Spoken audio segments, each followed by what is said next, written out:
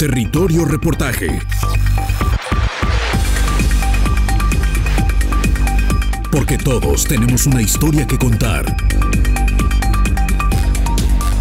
Con el periodista Agustín del Castillo.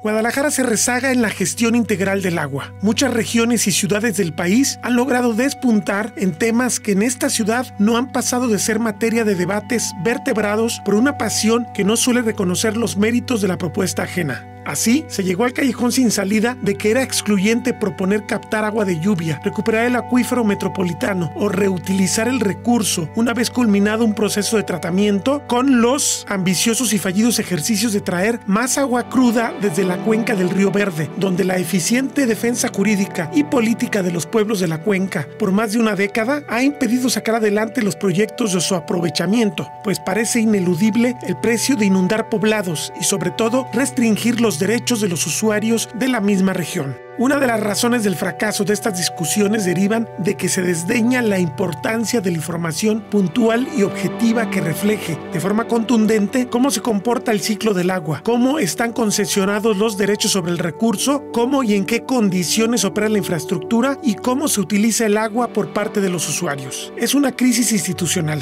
El renglón de modernizar la medición ha sido abandonado al menos parcialmente por la autoridad en materia de aguas desde hace al menos 3 lustros. Preguntas pertinentes. ¿Tiene derecho una ciudad que desperdicia sobre 30% de su agua potable en redes a exigir más de parte de regiones cuya economía se sostiene precisamente del mismo recurso? ¿La importancia de dotar de agua a cientos de miles o millones de personas vale la desposesión, el desarraigo y la destrucción de culturas campesinas? ¿La dotación de agua para uso humano se puede confundir con el agua negocio, es decir, el recurso como insumo de generación de riqueza? ¿Es posible que un sistema de agua en una de las 3 principales ciudades del país pueda ser viable cuando ni siquiera tiene el control de todo el recurso y se toleran múltiples sistemas en el ámbito de su territorio? ¿Que el agua producida y entregada arrastre carteras vencidas que impidan la consolidación financiera del sistema? Cuando las empresas abandonan al CIAPA a pretexto del alto costo de su agua y obtienen agua barata en la informalidad a costa de la salud de los 2 acuíferos sobre los que se asienta la ciudad?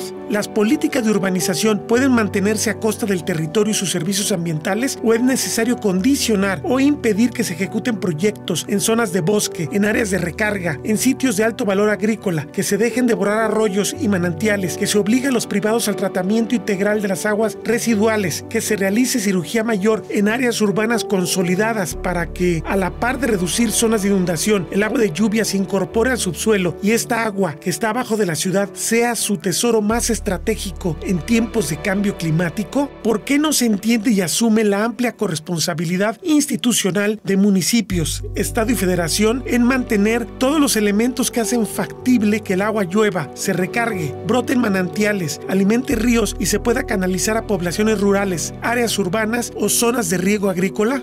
En el resto del país se toman decisiones. La Ciudad de México tiene un ambicioso proyecto de recarga de agua de lluvia para más de 100,000 viviendas. Monterrey está en vías de transformarse en ciudad sensible al agua. En Chihuahua se impulsa la gestión comunitaria del agua en la Sierra de los Rarámuris o Tarahumaras. Saltillo, Aguascalientes y La Piedad, con entes públicos o concesiones, registran alta calidad de servicios y un sobresaliente cumplimiento de pago de sus usuarios, pero reciben en los domicilios agua realmente potable, en algunos casos bebible, lo que por definición es el agua potable, y demuestran que pagar un poco más vale la pena si va a significar el ahorro en comprar agua embotellada, un problema que sangra la economía de los más pobres en casi todo el país. En esta segunda entrega sobre la crisis de agua en Jalisco, 3 expertos nos señalan las inconsistencias de la política pública. Jalisco ha retrocedido fuertemente en los últimos 15 años en la gestión del tema. El presidente del capítulo Jalisco del Consejo Consultivo del Agua, el empresario Francisco Mayorga Castañeda, exsecretario de Agricultura de 2 administraciones federales y ex titular de la misma cartera en Jalisco, reconoce la importancia de no apostar todo por un solo modelo. Yo creo que soluciones técnicas hay muchas. Algunas son complementarias, otras son excluyentes, algunas son de corto plazo, otras son de mediano y otras son de largo. Pero el tema es que no acabamos de entender como sociedad, como usted ha dicho muchas veces, no acabamos de entender como sociedad el valor del agua. y no estamos dispuestos a pagar un precio acorde a su escasez, a su utilidad, a su valor creciente en un mundo como el nuestro y en un contexto de cambio climático. Entonces, pues yo creo que por ahí tenemos que empezar, Agustín, porque repito, las soluciones técnicas hay muchas, pero a veces se presenta una y se echa abajo porque se quiere defender otra y ahí se entrampan, se neutralizan los esfuerzos. Yo creo que hay mucho que hacer con la infraestructura actual, o sea, sin nueva infraestructura hay mucho que hacer dándole un correcto mantenimiento, haciendo una buena combinación de fuentes como Chapala, como los acuíferos de Tezistán y de Tlajomulco. Hay que hacer mucho en el tema de conducción, o sea, hay graves problemas de pérdidas, tenemos índices de pérdidas intolerables en otros países del mundo que tienen abundancia de agua, curiosamente, y tenemos pendiente también todavía el tratamiento de muchos volúmenes de agua que salen de la ciudad y que van pues generando daño en los cauces, en los ecosistemas, aguas abajo, rumbo al mar. Entonces, pues yo creo que se puede construir mucho siempre y cuando logremos los consensos. Hay algunas soluciones que pueden ser aún de tipo económico.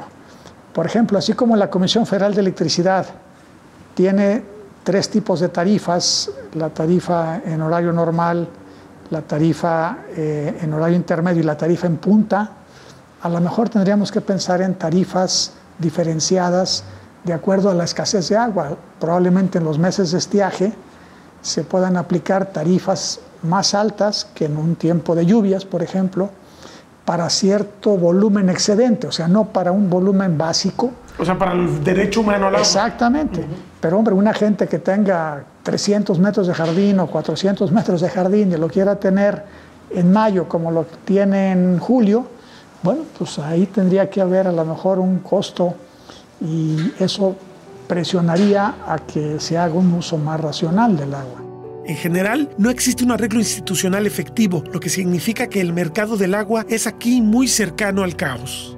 Muchos usuarios no domésticos, no casa-habitación, se están saliendo del CIAPA, considerando que el CIAPA les está cobrando mucho aparentemente por el agua, pero no se están yendo de la ciudad.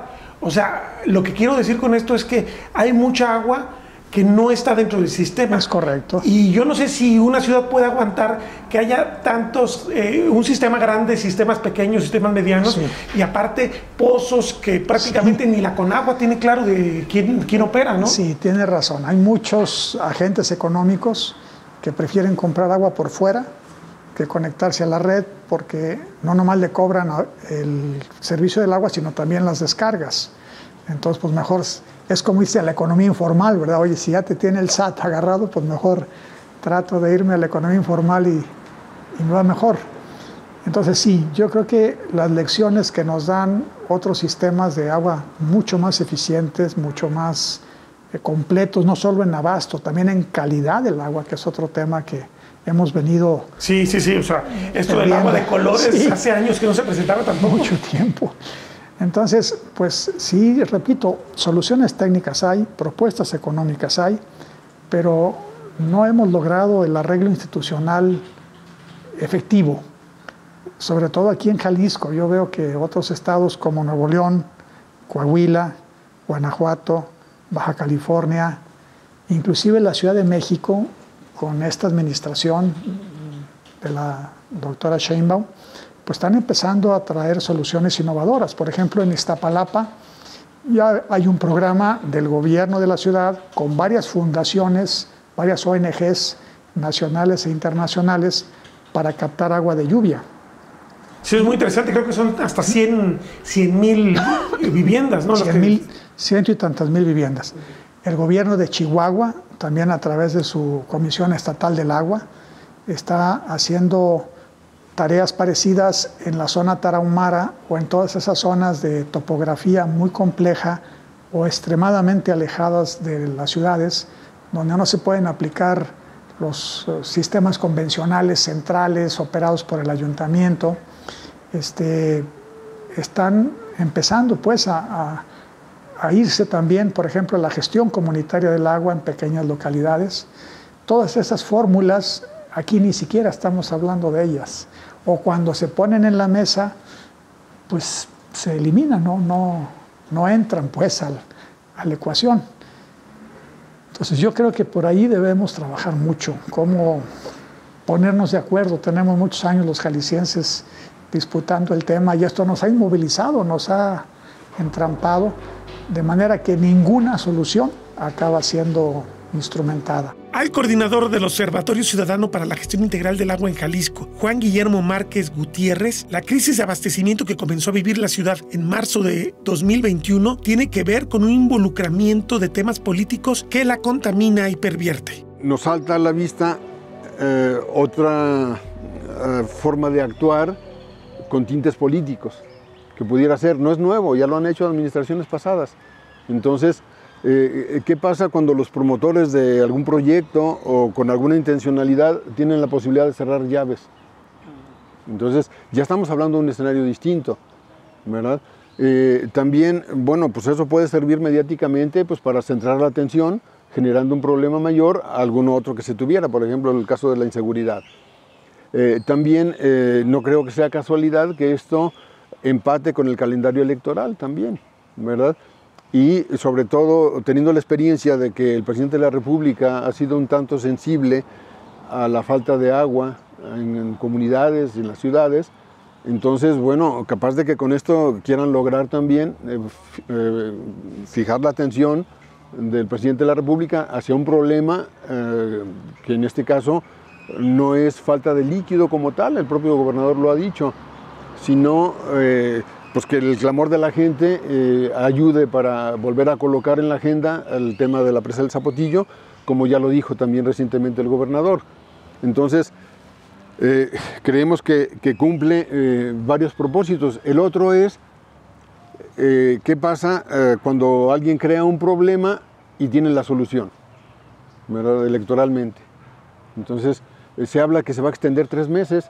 O sea, justamente es el día de las elecciones. Sí, entonces, y si observamos técnicamente que no es ningún impedimento el hacer llegar el agua a esas colonias, el que no esté terminado el pequeño tramo del acuaférico, pues entonces eso refuerza más una teoría de índole político en ese sentido. También nada más pierden de vista de alguna manera o se contradicen en sus afirmaciones en el sentido de que el temporal ha sido raquítico o casi no llovió en la cuenca del río Calderón, que es donde está la presa Elías González Chávez, pero se les olvida que es un afluente del río Verde y que la cuenca del río Calderón está en una parte de los Altos de Jalisco más favorecida en cuanto a precipitaciones. Históricamente es donde sí, se está mejor mayores... ubicada en ese sentido que Zapotillo, aunque su cuenca sea más pequeña. Sí, entonces si ese es el reflejo de una parte de la cuenca del río Verde en los Altos, pues imaginemos el área tributaria de Zapotillo, que desde hace algunos años el río Verde prácticamente no recibe caudales de Zacatecas y Aguascalientes, que fueron considerados inicialmente en el cálculo de aporte de líquidos para el embalse de la presa, ya no lo están haciendo prácticamente, que Ojuelos pues es la frontera del desierto de Chihuahua, que ha bajado mucho la precipitación en promedio en la parte central, digamos, de los Altos, sobre todo en Altos Norte.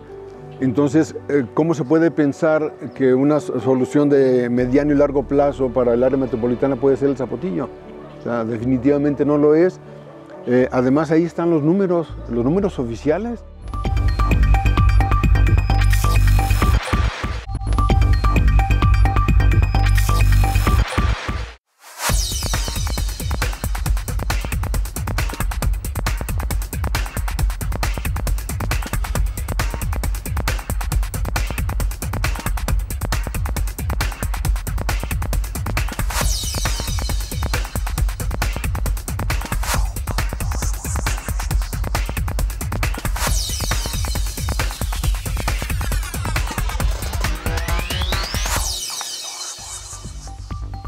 Historia del abastecimiento de Guadalajara, 1542. La ciudad se funda a las orillas del río San Juan de Dios con diversos manantiales que proveen agua a la pequeña urbanización. Los manantiales se van aprovechando conforme las necesidades de la ciudad aumentan. Agua Blanca, La Bandera, Los Colomos, Río San Juan de Dios, Toluquilla, El Coli. En 1731 y 1741, Pedro Buceta coordina la obra más importante del periodo colonial, un acueducto y galerías filtrantes para acercar las aguas del poniente de la ciudad. En 1852 se abrieron 310 pozos y se decidió aprovechar los manantiales del agua azul. Entre 1896 y 1903 se adquieren los predios de Los Colomos para garantizar el abastecimiento de la ciudad desde sus manantiales. A la fecha, dan suministro a unos 150,000 habitantes del poniente urbano inmobiliario. 1956 entra en operaciones el viejo acueducto Chapala-Guadalajara de 90 kilómetros, conocido como Canal de Atequiza, que continúa operando con pérdidas considerables para llevar agua a la ciudad. Manda en tiempos críticos hasta 3 metros cúbicos por segundo con muy elevada evaporación. 1989 se incorpora el acueducto moderno de 42 kilómetros desde el mayor largo del país a Guadalajara, que provee 5.5 metros cúbicos de agua por segundo y necesita urgentemente una segunda línea que no ha sido construida por oposición social. En 1991 se puso en funcionamiento la presa Calderón, con capacidad de hasta 80 millones de metros cúbicos que solamente ha asegurado un promedio de 500 litros por segundo a la ciudad y actualmente está casi seca. 1993 se termina la presa del Salto, pero al bloquearse en los siguientes años la construcción del acueducto a Calderón y Guadalajara, solo provee de agua a la ciudad de Tepatitlán. 2013 comienza el proyecto de la presa El Purgatorio, interrumpido en 2017 por falta de dinero y que se prevé que aseguraría a la ciudad de 3 a 5 metros cúbicos de agua.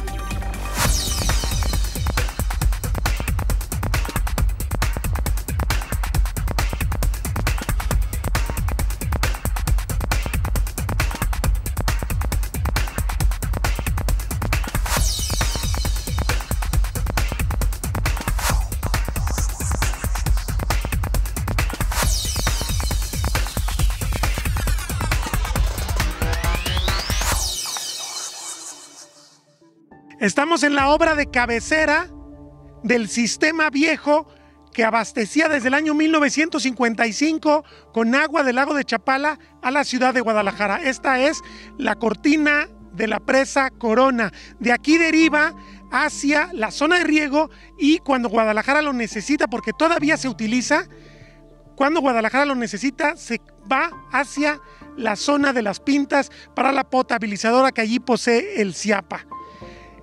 Desgraciadamente, como tenemos el acueducto de los años 80, que nunca se terminó, se hizo solamente una primera línea, sucede que cuando hay sequía, como ocurre todos los meses de marzo, abril, mayo en Guadalajara, no es suficiente el agua que desde allá se transporta a Guadalajara. Si agregamos que este año tenemos el problema de que Presa Calderón no trae agua, aunque fuera poca, era de alguna consideración, 1 metro cúbico, entonces estamos hablando que necesitamos del agua del canal de Atequiza para que se complete la dotación de 7.5 metros cúbicos que Guadalajara tiene derecho por, estamos hablando por segundo, pero a lo largo del año para totalizar 240 millones de metros cúbicos, que es el derecho que tiene del lago de Chapala. Antes de morir, yo platiqué con el ingeniero Enrique Dau Flores, todos lo conocemos, fue un ingeniero muy importante en la historia hidráulica de Jalisco y del país. Él me comentó que le había hecho una propuesta formal al gobernador Enrique Alfaro de que se adquirieran los derechos de las zonas de riego, si no totales, por lo menos parciales, para que Guadalajara tuviera agua segura en cantidades superiores a los 240 millones de metros cúbicos. La cuenta es un poquito esto.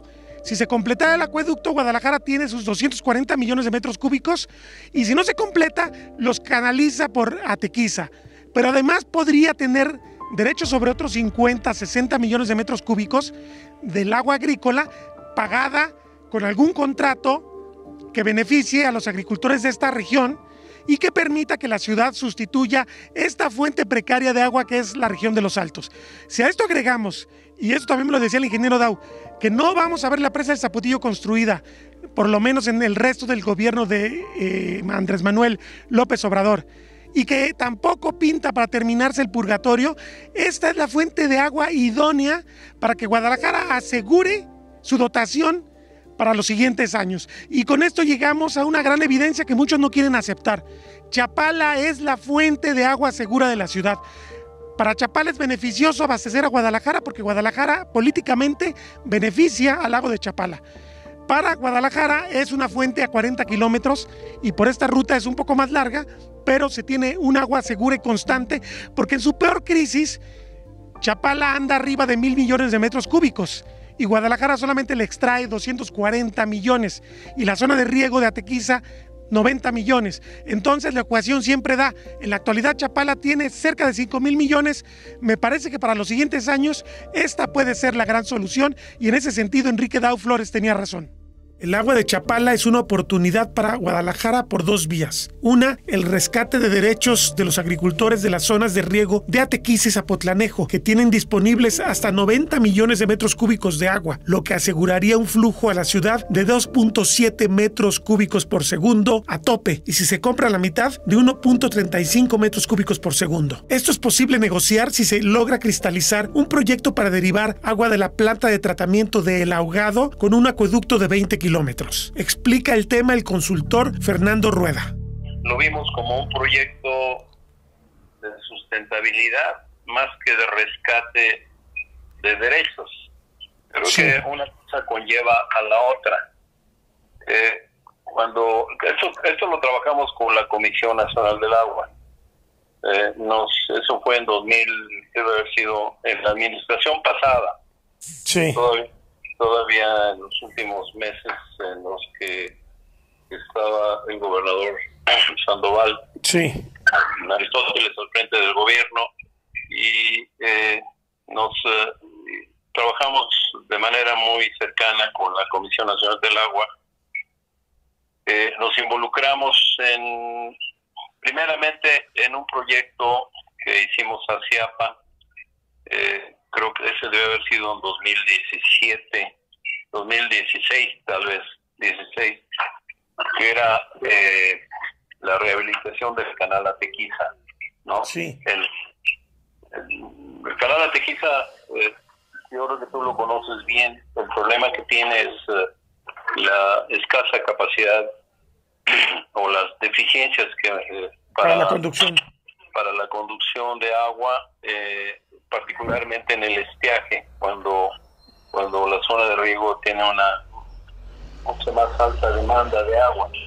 Sí. Entonces no hay forma de satisfacer las demandas de la zona de riego, y entonces eso resulta en un conflicto no solamente entre los usuarios, sino también con el CIAPA. Y a pesar de que la Comisión Nacional del Agua tiene recursos manuales para poder darle mantenimiento al río Santiago desde Ocotlán hasta la presa de Corona, y luego el CIAPA se encarga del mantenimiento del canal Atequiza ya en la zona de Corona hacia abajo, hasta prácticamente hasta las Pintas. Sí. Eso más o menos le da un respiro, pero no es suficiente, sobre todo en años en los que la situación es crítica como hay una pelea muy fuerte por el agua. Entonces,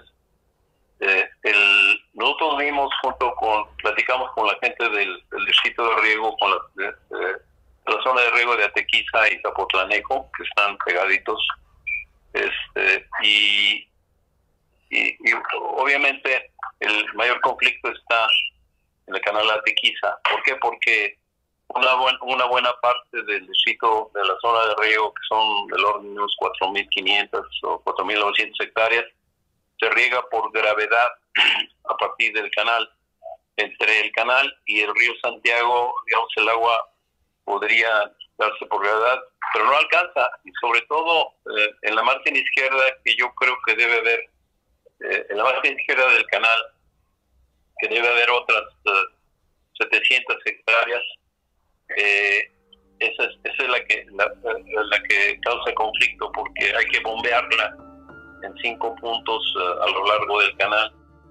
Pero hay conflictos internos en la zona de riego, advierte el experto. Se mete en conflicto con los usuarios, primeramente porque nadie quiere pagar cuotas de riego. Eso está muy claro. El jefe del distrito nos acercó con los usuarios y platicamos con ellos. Entonces hay una gran cantidad de problemas con ellos. O sea, no hay agua suficiente, hay una deficiencia en el suministro de agua cuando hay una mayor demanda, y esos conflictos son provocados por la baja eficiencia de conducción de la distribución y aplicación, y por lo tanto dificulta la puesta en marcha de programas de modernización y tecnificación, porque hay desacuerdos muy severos entre los usuarios y la mesa directiva de la asociación. Entonces, una opción que nosotros vimos y que garantizaría volúmenes permanentes sería reutilizar las aguas de la planta de tratamiento del ahogado. La planta de tratamiento del ahogado pues tiene actualmente capacidad para tratar hasta 2.25 metros cúbicos por segundo, que serían suficientes para darle permanentemente agua a la zona de riego. La obra requiere de 500 millones de pesos de inversión y buscaría hacer una reconversión productiva a productos de exportación para que sea rentable pagarla. Esto permitiría liberar agua a Guadalajara. La otra opción desde Chapala es construir la segunda línea del acueducto, pues es parte de cualquier proyecto de esas características. El riesgo no es solamente que apenas se pueden mandar 5.5 metros cúbicos por segundo de 7.5 metros cúbicos que forman la concesión, sino que al cumplir ya 32 años de operación, la obra necesita urgentemente de su segunda línea para evitar un colapso.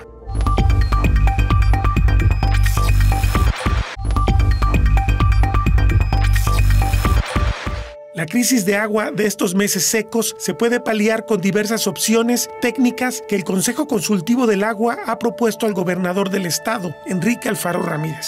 Hablando de obras grandes, que a mí me parece dos oportunidades que podrían tomarse ahorita mientras se desatora el tema del Zapotillo. Tenemos a medio construir el purgatorio, hay una inversión muy importante ahí, se supone que ahí no hay problemas legales.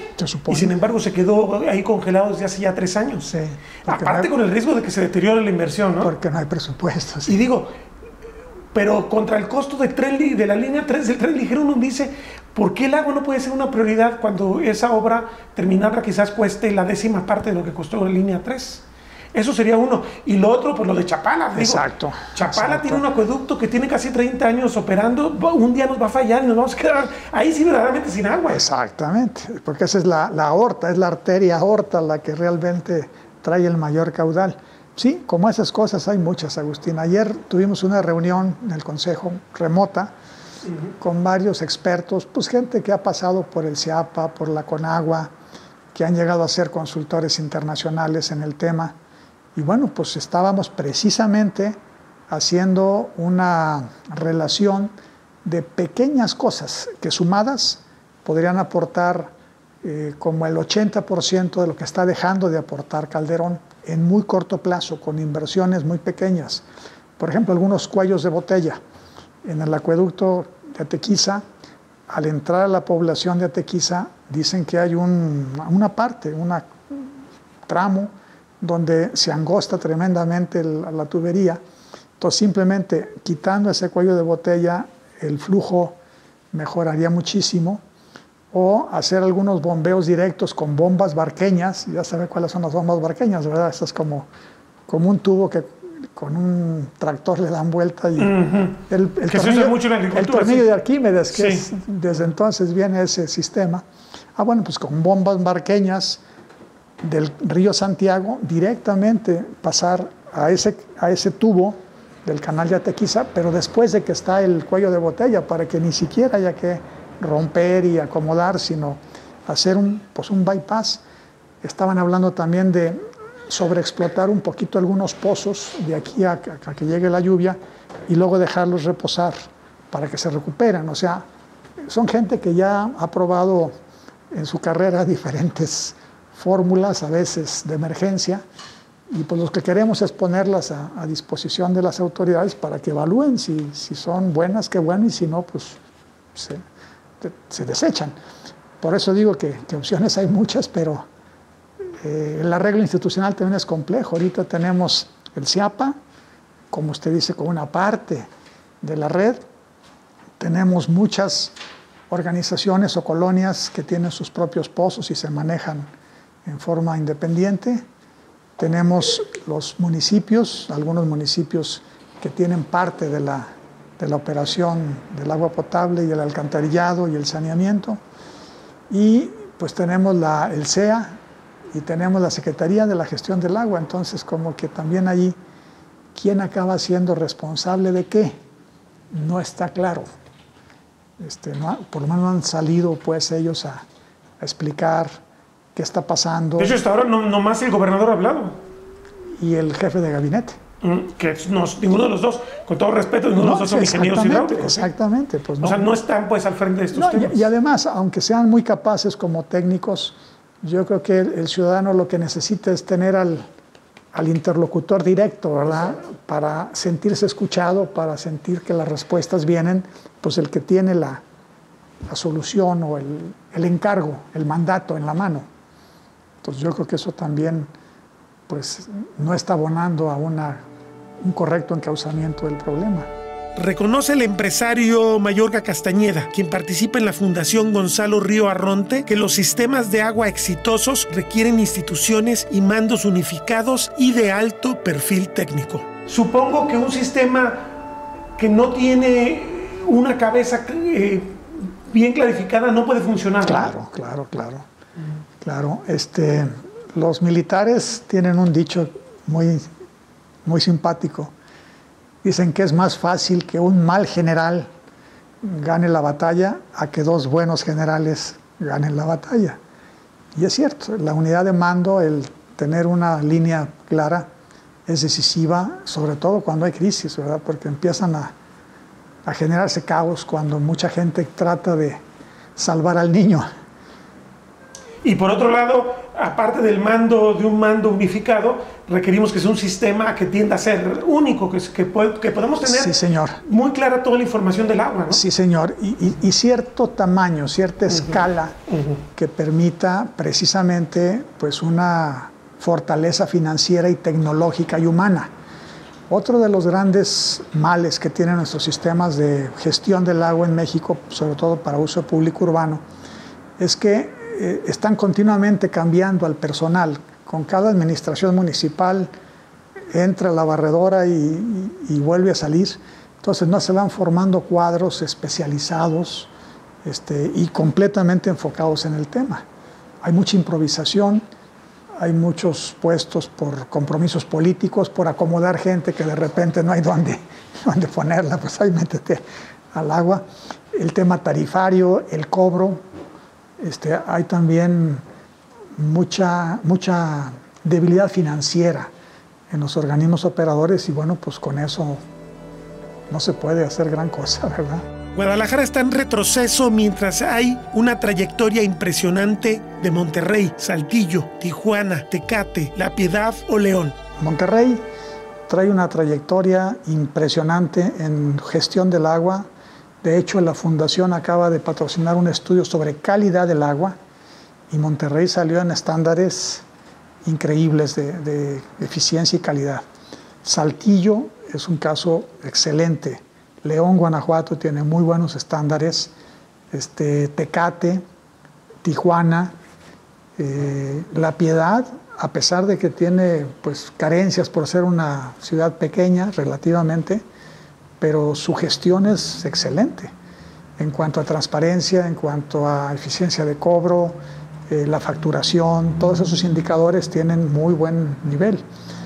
Es lo que yo le decía a algunos funcionarios del gobierno del estado, que precisamente en esa plataforma de observación que me toca ahorita tener, creo que Jalisco no está en agua a la altura que está en otros temas, ¿no? De innovación o de educación o de sector agropecuario. O sea, como que ese eslabón está muy débil, ese tablón del barril nos está rebasando, nos está dejando atrás.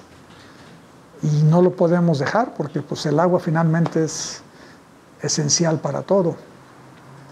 Y digo, el secreto de Monterrey ha sido, por ejemplo, hablando de una ciudad que es de la misma escala de Guadalajara, ha sido que no permitir que la política pervierta el tema del agua. Eso es el común denominador de todos estos que le estoy mencionando, que han logrado tener cuadros de primer nivel muy bien preparados y mantenerlos en el tiempo y tener consejos de administración o consultivos donde están diferentes sectores de la sociedad participando en la toma de decisiones, en las políticas públicas, en los proyectos de inversión a largo plazo, en el tema tarifario.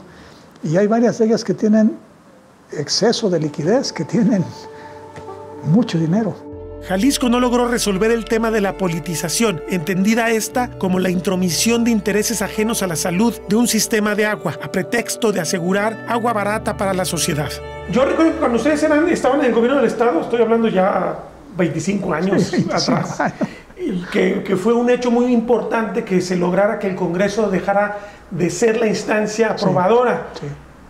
Y bueno, parecía que Jalisco iba a despuntar, iba a modernizarse pronto, pero ahora resulta que en los consejos tarifarios, pues las manos de las presidentes municipales están, entonces terminamos teniendo como un congresito ahí. Totalmente. Y eso es un requisito sine qua non para que funcionen los organismos operadores. Desvincular las tarifas de las decisiones políticas o de la negociación política, que a veces dice, bueno, tú me das esto, yo te doy lo otro y quedamos bien. Claro. Pues está complejo entonces, porque como que nos hemos politizado más, ¿no? Sí, sí. Pues ahí en el Consejo Consultivo se hizo un estudio hace como 5 años. Le voy a regalar un ejemplar, lo estamos reimprimiendo aquí para precisamente darle difusión, sobre las características o las buenas prácticas que debe de tener un organismo estatal de gestión del agua, porque ahí también estamos en una bipolaridad, yo diría, legislativa o legal. El que tiene el encargo específico de dotar de agua, drenaje, alcantarillado y saneamiento es el ayuntamiento, el municipio. Y el que es la autoridad de todo el tema del agua es la federación. Entonces los estados están en un limbo. No tienen hoy, en el marco jurídico actual, no tienen un rol específico. Pero sí es posible en la práctica tener entes reguladores eficaces en ese contexto jurídico que tenemos. Y ahí vienen algunos ejemplos. También hay casos de países que han logrado muy buenos avances en la cultura del agua. España es uno de ellos, sin duda, y hoy España es un referente tecnológico en el tema del agua, tanto para uso público, uso industrial, uso agropecuario. Pero aquí en América Latina, Colombia ha hecho también muy buen trabajo institucional en el tema del agua. Tienen una página de internet, la Secretaría de Salud, donde viene mapeado todo el país, dónde está el agua, dijéramos, segura para beber, dónde hay agua que es de dudosa calidad y dónde hay agua que definitivamente no es aconsejable. Y todo eso está generando pues, una especie de competencia de los organismos operadores, pues de ir pasando del semáforo rojo al amarillo y del amarillo al verde, y bueno, se están generando buenas prácticas, y yo dijera un mercado en el sentido deportivo de la palabra, en que hay competencia, y al haber competencia se clarifican muchas cosas, por ejemplo las tarifas, decir, oye, la tarifa que estoy cobrando realmente es eficiente o estoy trasladándole al cliente muchas ineficiencias y muchas cargas que no me corresponden, ¿verdad?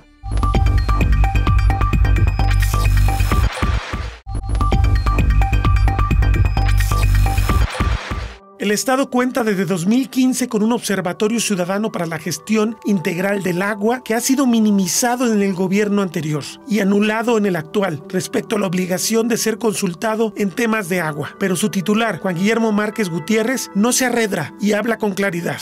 Recordemos que hace casi 2 años se intentó desaparecer precisamente al observatorio. Al no poder controlarlo y al no tener argumentos, muchos de los organismos empresariales y alguna universidad pues optaron por salirse. aduciendo que ya estaba agotado el trabajo, siendo que en ese momento es donde se estaban teniendo mayores resultados, puesto que 6 municipios de los Altos de Jalisco aceptaban cumplir las recomendaciones del observatorio. Entonces, bueno, obviamente sabemos que a esta administración pues no le agrada tener voces discordantes. Entonces, bueno, nosotros hemos seguido trabajando, seguiremos haciéndolo con esta figura o con alguna otra. Si en algún momento hubiera la decisión de desaparecerlo, el trabajo no se va a detener, puesto que es necesario además, ¿verdad? Entonces, bueno, hemos estado pendientes de qué está sucediendo con la situación del agua en el estado de Jalisco y bueno, en este caso el área metropolitana de Guadalajara, que tiene a todo el mundo ocupado y preocupado. Entremos entonces al tema de esta aparente crisis de agua que acaba de destapar el gobierno del estado en los últimos días. ¿Cuál es la óptica de ustedes? ¿Cómo observan el modo en que se gestó? Si podríamos pensar que es una verdadera crisis o más bien están exagerando datos con otro tipo de propósitos. ¿Cómo lo ve? Bueno, vemos dos vertientes. Una, la técnica, si el tema lo estuvieran atajando con un criterio técnico, se estarían haciendo cosas distintas. El bajo nivel de almacenamiento de la presa Elías González Chávez no surgió ayer. Ya tiene un historial, hay un comportamiento, sobre todo que fue sobredimensionada la capacidad de la cuenca. Entonces, no es una parte nueva. Por otro lado, ¿cómo se explica la reducción considerable de más de 1.000 millones de pesos del CIAPA en presupuesto si ya tenían esta crisis a la puerta? Porque, 1.000 millones del año pasado a este. Sí, con relación a 2021. Ese recurso alcanzaría para sustituir algunos kilómetros de tuberías viejas y suprimir fugas, por ejemplo. Y ya si le ganáramos un 10% a la supresión de fugas, pues estábamos hablando de 1 metro cúbico más por segundo. Lo que representa Calderón justamente cuando abastece bien, cuando está abundante, pues. Sí, y claro que eso no sería una acción espectacular. Eso sería parte de un trabajo cotidiano. También, bueno, prever las fuentes alternas para abastecer esas colonias que se quedarían sin agua. Entonces, no se hace. Poner como argumento que no está concluido un pequeño tramo del acuaférico, en la altura del Bajío, ahí cerca del estadio de las Chivas, pues es absurdo, porque esto sería posible solo si el entronque, el abasto del agua de Chapala estuviera en esa zona y estuviera imposibilitado de conectar al acuaférico. Está del otro lado y se supone que ya está casi cerrada el sistema, o sea que Chapala sí puede mandar al norte de la ciudad. Totalmente, sí. Porque además las redes que se tenían desde hace tiempo son operables todavía, o sea, el sistema de válvulas, de circuitos más pequeños, todo eso. O sea, vamos, el que no pueda enviarse agua desde donde está el entronque, digamos, a ese acuaférico hacia el oriente de la ciudad, pues es absurdo, pretextando que no está concluido ese tramo del acuaférico, porque si ese supuesto fuera verdadero, significaría que el agua daría casi la vuelta a la ciudad para llegar al oriente, sí, no por un tramo más largo. Claro. Entonces, vamos, esto desarma un comportamiento técnico para atajar el problema. O sea, no tiene ese sustento. Además, se debería estar pensando ya en que los vasos reguladores no solo sean que retienen el agua unas horas para luego verterla al drenaje. Eso debería estarse aprovechando, tener algún tratamiento e incorporarlo a la red. Advierte sobre el enorme riesgo de que la política enrarezca el tema en vez de permitir una toma de decisiones coherente. Y hacemos el análisis, imparcial de los dos escenarios, pues encajan más los del escenario político que los de un escenario técnico. Aunque ya comienzan a salir algunos voceros un poco más moderados, tratando de tener una posición intermedia. O sea, lo han esto calificado como dos extremos. Los que decimos con base a los números oficiales que Elías González Chávez aporta un 5% y la afirmación del gobernador que dice que es un 14%. Entonces ya aparecen voces que quieren aparecer como moderadas, intermedias, en buscar una solución. Pero también esas voces yo no les escucho que estén poniendo sobre la mesa el reciclaje del agua, que nos está costando mucho el saneamiento, y si es verdad, como afirman, que está cumpliendo con las normas, pues ¿por qué no se está usando en la industria, en el comercio, en parques y jardines, unidades deportivas? ¿Por qué no se está utilizando esa agua de reciclaje? ¿Verdad? ¿Por qué no se están protegiendo las áreas de recarga?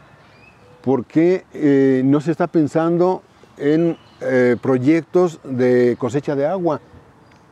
Hemos visto en países como Corea del Sur que tienen unidades habitacionales, parques industriales, que su funcionamiento es a partir de agua de lluvia, tratada y reciclada además. O sea, porque si lo hiciéramos aquí solo pensando en captarla, darle un pequeño tratamiento, utilizarla y desecharla, claro que no sería un impacto tan importante o significativo el volumen.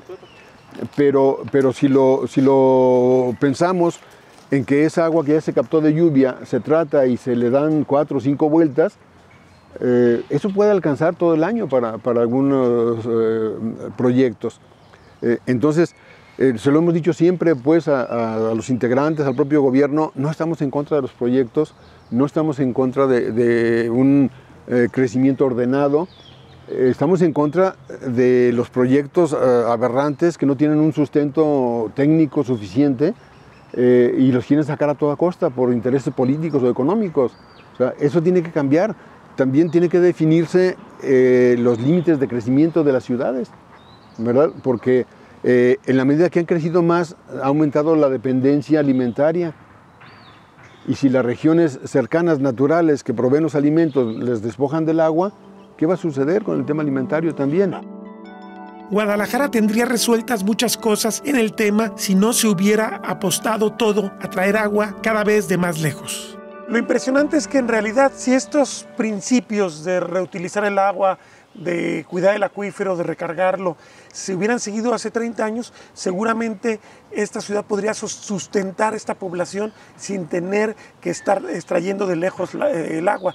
Si tuviéramos un sistema realmente técnicamente competitivo, con datos ciertos, porque de repente también estamos a veces en el concurso a ver quién dice la mayor mentira para arriba o para abajo, o sea, no hay confiabilidad ni siquiera en los datos que ofrecen. Así es. Entonces de repente pareciera que no quieren que la ciudad se armonice, que la ciudad, digo, no es la primera ciudad y hay muchas ciudades mucho más grandes que esta. ¿Por qué Guadalajara vive una crisis recurrente y por qué otras ciudades sí lo han enfrentado? Pues porque parece que aquí solamente hay una receta, ¿no? Claro, y sobre todo ha predominado un criterio político en el manejo de la administración. Se creó incluso en esta administración una Secretaría de la Gestión Integral del Agua, pero está haciendo las acciones son todo lo contrario de una gestión integral del agua. Pues está haciendo lo que se hacía. ¿Sí? Nada más, ¿no? O sea, es como una broma, ¿no? Sí, si totalmente. le pongo el apellido ya soy ilustre, sí. Pero en realidad no estoy haciendo nada, sigo comportándome mal, sigo teniendo falta de modales, ¿no? Sí. O sea, en lo que hacen es donde se ve, ¿no? Es como esperar que las leyes por sí mismas hagan todo. Y que es un problema muy mexicano, ¿no? Sí. Que se cree que todo cambia por decreto aquí. Y se pierde de vista, vemos cómo se enorgullecen que vamos por, no sé, a nivel federal 400 leyes alrededor de... ¿no? Dudo que haya algún diputado que ni siquiera tenga la lista por escrito, exacto, quizá, ¿verdad? Entonces, las leyes han sido siempre muletas para una sociedad que no puede caminar por sí misma. Entonces, lo que debería ser una vergüenza, lo pregonan como un orgullo. Yo recuerdo cuando se hicieron las modificaciones, las primeras modificaciones a la Ley de Aguas Nacionales importantes, que había muchos anuncios cacareando que ya íbamos a tener playas limpias, ríos limpios, lagos limpios, agua suficiente todos. Y alguno de mis hijos, que estaba pequeño todavía, soltó una carcajada. ¿De qué te ríes? Dice, es que están esperando que la ley va a resolver todo. O sea, si un niño lo entiende, imagínense. Pues sí, es como si la palabra mágica de los cuentos infantiles, pero pareciera que esa es la dinámica que trae el país ahorita, ¿no? Sí. Que la palabra es magia. Sí. Sobre todo si la dice el hombre con poder. Sí. Entonces, si se escogen las palabras adecuadas, las frases, una especie de hechizo, ¿no? Ya todo cambia. Entonces, vamos, lo que debe de cambiar es nuestra forma de pensar, nuestra forma de encarar las cosas, y como ciudadanos, nuestra forma de exigirlo también, porque siempre estamos esperando que alguien haga algo. Y remata la conversación. El relativismo, los otros datos y la posverdad son los enemigos que paralizan cualquier solución. También es importantísimo la actuación de los medios de comunicación para informar qué es lo que está sucediendo, porque luego vemos coincidencias muy extrañas de que algunas notas o cabezas de nota en medios impresos son las mismas en ocasiones, o prácticamente las mismas. Entonces, ¿qué nos hace pensar? Pues que alguien está dictando la información que debe conocer la gente. Las redes sociales es lo mismo, de repente vemos tweets que se parecen demasiado, que da la impresión de que alguien está entregando unos textos y muchos lo copian y lo Pues es el sistema que tiene este gobierno, en particular este gobierno de Enrique Alfaro, para tratar de posicionar sus mensajes sin crítica. Por eso son incómodos con la prensa también. Con la prensa que hace su trabajo. Pues. Y obviamente las organizaciones sociales seremos incómodos para cualquiera de esos sistemas con un perfil de esa naturaleza, pues, de control, de manipulación. Entonces, con mayor razón es urgente, es necesario una información más veraz. Bueno, hemos llegado a los absurdos que en una de las últimas reuniones que tuvimos con Aristóteles y Magdalena Ruiz, cuando estábamos poniendo sobre la mesa, estábamos los tres y traíamos los datos duros, los números, y me llega a comentar la secretaria en ese momento que dice, esa es tu percepción.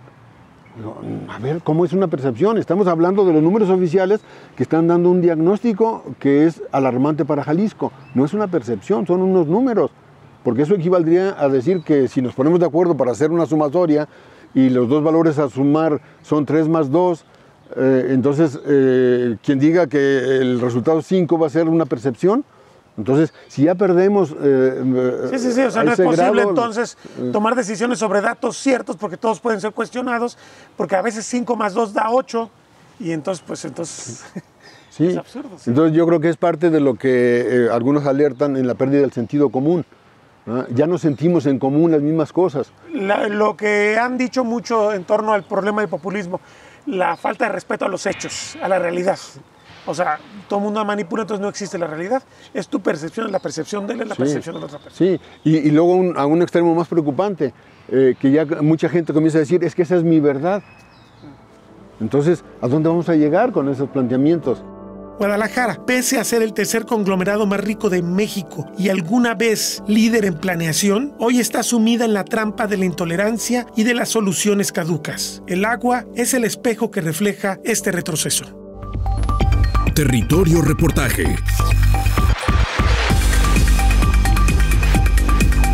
Porque todos tenemos una historia que contar. Con el periodista Agustín del Castillo.